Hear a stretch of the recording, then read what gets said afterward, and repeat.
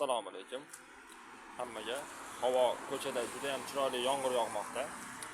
Bugungi gapiradigan mavzuimiz o'xshashliklar haqida bo'ladi. Ya'ni birinchi o'xshashlik bu mashhur yozuvchimiz Abdulla Qodiriyning O'tgan kunlar romani va fransuz yozuvchisi Aleksandr Dyumaning Graf Monte Cristo If qal'asining mahbusi asari bilan qanday o'xshashligi borligi haqida gaplashmoqchimiz.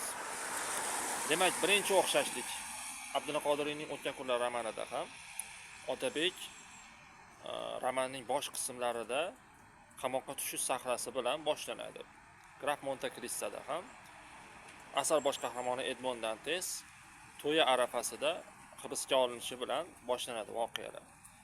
Ikkinchi o'xshashlik bo'lsa, ikkalasida ham o'zlarini yaqin odamlari, ishongan odamlari bo'lgan kishilar ularga xiyonat qilib, chaqu xati yozib berishadi. Bunda Homid qoziga borib, Otabek va otasi Yusufbek hojini xonga qarshi fitna uyushtirishda ayblab qoziga nisbatan qoziga chaqu xati yozib berishadi.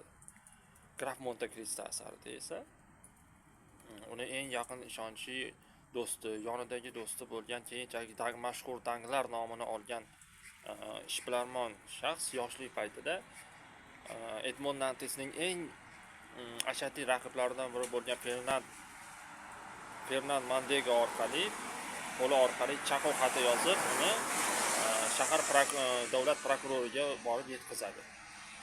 Shu orqali u Edmond Dantesning qamalishiga erishadi. Bizdagi Homid O'tgan kunlar romanidagi Homid esa Otabekning qamalishiga erishadi.